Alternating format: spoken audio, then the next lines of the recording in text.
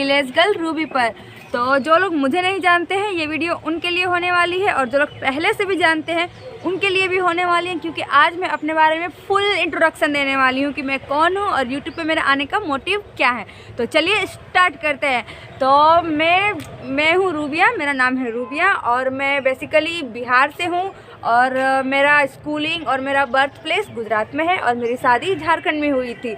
तो मैं आपको गुजरात से झारखंड से बिहार तक की स्टोरी आज बताने वाली हूँ, और उसके साथ साथ मैं एक कैसे अच्छी स्टूडेंट से एक फेलियर बनी कंपटीशन के एग्ज़ाम में, वो बताने वाली हूँ मैं आपको। ठीक है, तो आप लोग मेरे साथ एंड तक ज़रूर बने रहिएगा। आपको मेरी लाइफ से ज़रूर मोटिवेशन मिलेगा लाइफ में आगे बढ़ने का, और कंपटीशन में बार बार फेल होने के बावजूद भी खड़े रहने का और चेहरे पे हमेशा स्माइल बनाए रखने का। ठीक है, तो स्टार्ट करते हैं। तो मेरी शादी 2011 में हुई थी, और उस वक्त मतलब मेरा 12th का एग्ज़ाम कंप्लीट ही हुआ था। हल्दी के दिन मेरा रिज़ल्ट आया था 12th बोर्ड का। ठीक है फ्रेंड्स, तो 2011 में मेरी शादी हुई। तो शादी से पहले मैंने अपने ससुराल में एक शर्त रखी थी कि अगर शादी के बाद आप लोग मेरी स्टडी कंटिन्यू रखेंगे तभी मैं शादी करूंगी। तो वो लोग मान गए थे। तो 17 साल की एज में, जी हाँ फ्रेंड्स, 17 साल की एज में 2011 में मेरी शादी हुई थी। तो शादी के बाद तो मुझे पढ़ना था ही, मेरा 12th ही कंप्लीट हुआ था, मुझे ग्रेजुएशन करना था और लाइफ में आगे बढ़ना था मुझे। तो फिर 2011 में तो शादी हो गई। तो शादी के बाद के कुछ साल तो ऐसे ही गुजरते हैं। तो 2011 का साल था मेरा ऐसे ही गुजरा। उसके बाद आया 2012। तो 2012 में मेरे हस्बैंड ने बिज़नेस स्टार्ट किया। तो मैं आपको बता दूं मेरे हस्बैंड के बारे में, मेरे हस्बैंड उस वक्त 2011 से लेकर 2020 तक जॉबलेस थे। 2021 में उन्होंने अपना जॉब स्टार्ट किया है, बिज़नेस स्टार्ट किया उन्होंने। उनका शुरू से मोटिव था बिज़नेस करने का। ठीक है, और उनके फादर आर्मी के रिटायर थे, जो अब इस दुनिया में नहीं है, वो जा चुके हैं। 2019 में उनका स्वर्गवास हो गया। तो मैं बता रही थी कि 2011 में मेरी शादी हुई। उसके बाद 2011 का साल मेरे साथ ऐसे ही गुजरा। 2012 में उन्होंने बिज़नेस स्टार्ट किया। तो उस बिज़नेस में उनको मतलब अच्छा नहीं चल रहा था उनका बिज़नेस, तो काफ़ी डिप्रेस हो गए थे, और इतना ख़तरनाक डिप्रेस हुए थे कि मतलब 8-9 महीने तक तो मतलब डिप्रेशन में ही रहे। उसके बाद जब वो डिप्रेशन से बाहर आए तो 2012 के लास्ट आई थिंक अगस्त सितंबर के महीने में उन्होंने मेरा एडमिशन करवाया। काफ़ी सेशन बीत चुका था। तो फर्स्ट ईयर में मेरा एडमिशन हुआ धनबाद में। तो धनबाद कहाँ है? झारखंड में है। तो वहाँ पे मेरा एडमिशन हुआ महिला कॉलेज में। ठीक है, तो मैंने वहाँ से 2012 से अपना ग्रेजुएशन स्टार्ट किया। तो जाके फाइनली मेरा 15 में कंप्लीट हो गया मेरा ग्रेजुएशन।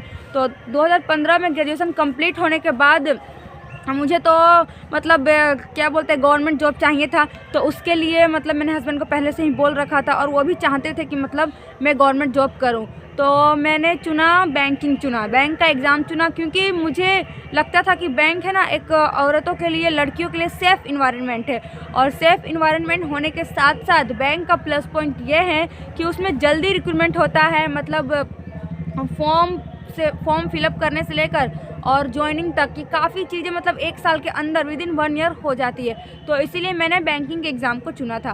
तो मैं 2015 के एंड में मैंने कोचिंग ज्वाइन किया, बैंकिंग का मतलब ऑफलाइन कोचिंग ज्वाइन किया था। उस वक्त तो इतना ऑनलाइन क्लासेस नहीं होते थे, पहले लोग मतलब कोचिंग ही चलता था, अभी भी चलते हैं, उस टाइम तो पहले काफ़ी चलता था। तो 2015 के एंड में मैंने कोचिंग ज्वाइन किया, और मैंने सीखा बैंकिंग क्या होता है, मतलब बैंक में जो आने वाले सिलेबस है उन सब चीज़ों के बारे में जाना, चैप्टर को जाना। मैंने अच्छे से पढ़ाई नहीं किया मैंने बैंक के मतलब कोचिंग में, क्योंकि देखो मैं ससुराल में थी, और ससुराल में है ना 8 लोग थे मेरे कम से कम।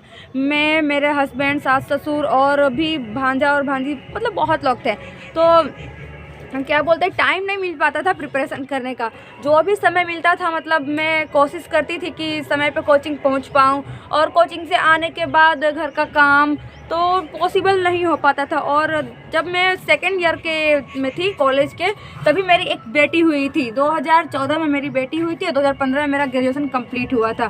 तो जब मेरी बेटी 2 महीने की थी तो मैं उसको छोड़कर एग्ज़ाम देने जाती थी अपना। ठीक है, तो ये तो हो गई कि शादी के बाद कब मेरी बेटी हुई, 2014 में मेरी बेटी हुई, 15 में मैंने कोचिंग ज्वाइन किया, और 2016 में मैंने एग्ज़ाम दिया, SBI क्लर्क दिया मैंने। अब धनबाद से ही दिया था, लेकिन मेरा स्कूलिंग गुजरात से होने के मतलब मेरा स्कूलिंग गुजरात से था, तो मेरा सारा डॉक्यूमेंट गुजरात का ही है, तो मैं गुजरात के लिए ही फॉर्म अप्लाई करती थी, क्योंकि उस वक्त है ना कट ऑफ बहुत कम हुआ करता था गुजरात में। यहाँ बिहार, झारखंड, धनबाद के मुकाबले कट ऑफ वहाँ पे कम था, तो इसीलिए मैं फॉर्म वहाँ से फिल करती थी। तो SBI क्लर्क मैंने भरा था 2016 में, अप्रैल महीने में आया था SBI क्लर्क। तो SBI क्लर्क भरा, लेकिन मेरा है ना SBI क्लर्क प्री तो क्लियर हुआ, लेकिन मेंस क्लियर नहीं हुआ था, क्योंकि मैं है ना तैयारी नहीं कर पाई थी, क्योंकि ससुराल में रहकर है ना बहुत डिफ़िकल्टियाँ आती थी, तो नहीं हो पाया था मुझसे अच्छे से। तो मेंस मेरा क्लियर नहीं हुआ 2016 वाला SBI क्लर्क का। काफ़ी मेहनत की थी मैंने, लेकिन नहीं क्लियर हो पाया। तो बात करते हैं 2016 में फिर RRB PO आया, RRB क्लर्क आया, उसका भी फॉर्म मैंने फ़िल किया, और उसका एग्ज़ाम उसका भी सेंटर मैंने गुजरात से ही भरा था। तो यहाँ प्री तो होम टाउन में हो जाता था, लेकिन मेंस के लिए आपको जिस स्टेट से आपने अप्लाई किया है आपको उस स्टेट में जाना पड़ता है, ठीक है। तो जब प्री का रिज़ल्ट आ जाता था उसके बाद 1 महीना ही बचा, टाइम बहुत कम मिलता है मेंस के एग्ज़ाम के लिए, जो बैंकिंग एस्पिरेंट्स हैं उन लोगों को पता ही होगा। तो 1 महीना पहले मैं गुजरात जाती थी, तो उतने में क्या तैयारी होगी। मायके में रहकर काफ़ी सपोर्ट मिलता था मायके में मुझको, लेकिन 1 महीने के अंदर आप मेंस की तैयारी नहीं कर सकते, आपको पहले से प्रिपेयर रहना पड़ता है।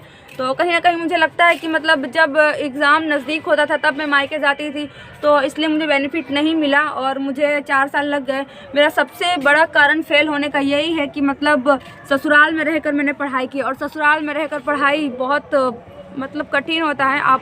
आप चीज़ों को अच्छे से टाइम नहीं दे पाते हैं, सारी चीज़ें कवर नहीं हो पाती है आपसे। आपको बच्चा भी देखना होता है, परिवार के लोगों को भी देखना होता है, फिर हस्बैंड है, और अगर आप ट्यूशन जाते हैं तो वो भी बहुत सारी चीज़ें होती हैं और बहुत सारी डिफ़िकल्टियाँ मेरी लाइफ में आई। इसी वजह से कहीं ना कहीं मैं फेल हुई। 2016 में मैंने एग्ज़ाम दिया, दोनों प्री मेरा क्लियर होता, PO भी और क्लर्क भी। तो कहीं ना कहीं मुझे लगा कि इतने कम समय के मेहनत में जब मैं निकाल सकती हूँ तो मैं कर सकती हूँ। तो इसीलिए मैंने सोचा कि नहीं, मुझे आगे कोशिश करते रहना चाहिए। तो फिर 2017 में मैंने फॉर्म फिल किया। 2017 में मेरा क्लियर नहीं हुआ, ना प्री क्लियर हुआ, और जब प्री ही नहीं क्लियर हुआ तो मेंस की बात क्या करें। PO और क्लर्क दोनों मेरा क्लियर नहीं हुआ। तो फिर 2017 तो ऐसे ही चला गया। फिर 2018 में मेरा क्लियर हुआ। मैंने PO नहीं भरा 2018 में, सिर्फ क्लर्क ही भरा। तो मेरा क्लर्क का एग्ज़ाम क्लियर हो गया था। उस वक्त मैंने UP से भरा था, तो मेरा काफ़ी अच्छा मार्क्स आया था, 78 आया था मेरा, ठीक है। तो क्या बोलते हैं, नॉर्मलाइजेशन होता है ना, उसकी वजह से मेरा 78 आया था। ऐसे अटैम्प्ट मेरे थे 77 अटैम्प्ट थे मेरे। 80 क्वेश्चन होते हैं, आप लोगों को पता ही है।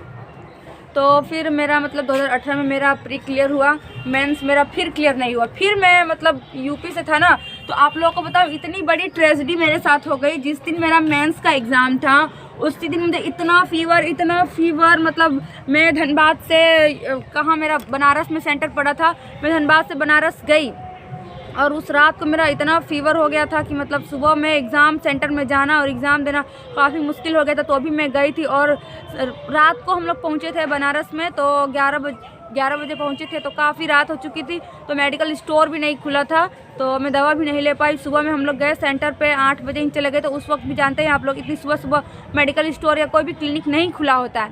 तो फिर मैं ऐसे ही एग्ज़ाम सेंटर में गई, तो मेरा एकदम दिमाग नहीं चल रहा था, बुखार से पूरा शरीर मेरा गर्म हो रखा था। तो मेरे साथ ट्रेजेडी हुई, किस्मत ख़राब था मेरा। एग्ज़ाम में परफॉर्मेंस मेरा अच्छा नहीं हो पाया, मैं फिर से 2018 के मेंस में फ़ेल हो गई। फिर अब आते हैं 2019 में। 2019 में भी मेरा प्री क्लियर हुआ। RRB क्लर्क ही भर्ती हुई ज़्यादातर, RRB क्लर्क और RRB PO, यही 2 एग्ज़ाम में मैं फोकस करती हूँ, क्योंकि मेरा इंग्लिश वीक था। तो RRB क्लर्क में 2019 में दिया, तो उसमें भी मेरा प्री क्लियर हो गया। और 2019 में मैंने गुजरात से दिया था, तो वहीं से मैंने गुजरात से ही फॉर्म फिल किया, और गुजरात से फॉर्म फिल किया तो प्री का एग्ज़ाम मैंने RRB क्लर्क का प्री मैंने वहीं पे दिया, तो मेरा क्लियर हो गया था। उसके बाद जाना था अहमदाबाद, मेरा मेंस का एग्ज़ाम था, तो मैं गई अहमदाबाद। लेकिन उस वक्त एक और बड़ी ट्रेजेडी, और 2019 के 4-5वें महीने में मेरे हस्बैंड की तबीयत बहुत ज़्यादा ख़राब हुई। एक बार फिर वो डिप्रेस हो गए, और उनको बहुत डिप्रेशन में चले गए, और उनको इंटरनली बॉडी में भी कुछ और प्रॉब्लम हो गए थे, लीवर से रिलेटेड उनका प्रॉब्लम हो गया था। तो इस वजह से मैं बहुत टेंशन में थी। मेरा प्री क्लियर तो हो गया, लेकिन फिर मेंस नहीं क्लियर कर पाई मैं, क्योंकि मेरे हस्बैंड की तबीयत अच्छी नहीं थी। काफ़ी टेंशन में थे हम लोग, क्या हो गया इस चक्कर में, मतलब बहुत काफ़ी परेशान थे हम लोग। तो कहीं ना कहीं ये भी कारण हो सकता है कि मतलब 2019 में भी मेरा मेंस नहीं क्लियर हुआ, ठीक है। तो फिर 2020 में मैंने छोड़ दिया। मैं फिर लॉकडाउन लग गया, कोरोना आ गया, तो मेरे हस्बैंड को भी रिकवर होने में 2020 में वो रिकवर हुए। 2019 के बीमार पड़े 2020 में वो रिकवर हुए। तो फिर मैंने नहीं दिया एग्ज़ाम। 2020 तो ऐसे ही चला गया। फिर 2020 के लास्ट में मैं फिर दूसरी बार प्रेग्नेंट हुई। मेरा एक और बेटा हुआ मेरा। पहले एक मेरी बेटी थी और बेटा हुआ 2021 में मेरा। तो 2021 भी मेरा ऐसे ही चला गया, 20 भी चला गया और अब आया ये 2022। तो इस साल देखते हैं क्या होता है। तो गाइज़, मैंने आपको बताया 2011 से लेकर 2022 तक का सफ़र।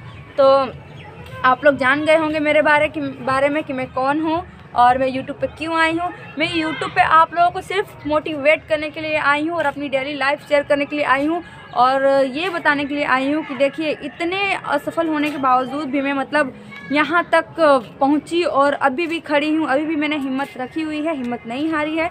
तो आप लोगों को मैं यही मोटिवेट करने के लिए ही यूट्यूब पे आई हूँ और अपना डेली लाइफ शेयर करने के लिए आई हूँ कि आप लोगों को कुछ मतलब मेरी लाइफ से प्रेरणा मिले और आप लोग भी कंपटीशन के इस फील्ड में खड़े रहें और अपना अच्छा परफॉर्मेंस दे, अपना बेस्ट दे और कभी ना कभी तो हमें सफलता ज़रूर मिलेगी। तो आप लोग भी मेरे साथ बने रहिएगा देखने के लिए कि मुझे सफलता मिलती है या नहीं मिलती है। मैं भी आप लोगों से शेयर करती रहूँगी कि मुझे सफलता मिली या नहीं मिली। होप आप लोगों को ये मेरा इंट्रोडक्शन वीडियो बहुत अच्छा लगा होगा। अगर अच्छा लगा होगा तो मैंने अपने किसी वीडियो में नहीं बोला है कि लाइक शेयर सब्सक्राइब कीजिएगा, लेकिन इस वीडियो में बोलती हूँ कि प्लीज़ मेरे चैनल को लाइक शेयर और सब्सक्राइब कीजिएगा। अगर आपको मेरा इंट्रो अच्छा लगा हो, मेरी 2011 से लेकर 22 तक की जर्नी आपको मतलब कुछ स्ट्रगल भरी लगी हो, काफ़ी चीज़ें इस बीच हुई है जो मैं बताना भूल गई या फिर नहीं बता पाई, लेकिन जो बताया मैंने मतलब मेन बातें बता दी मैं आपको कि कैसे कैसे क्या हुआ, कैसे मैं एक अच्छी स्टूडेंट से और आज एक फेलियर बनी हूँ। ठीक है। तो आप ये वीडियो यहीं पे ख़त्म करते हैं और होप आप लोगों को मेरा इंट्रोडक्शन अच्छा लगा होगा। Okay guys, thank you, best of luck.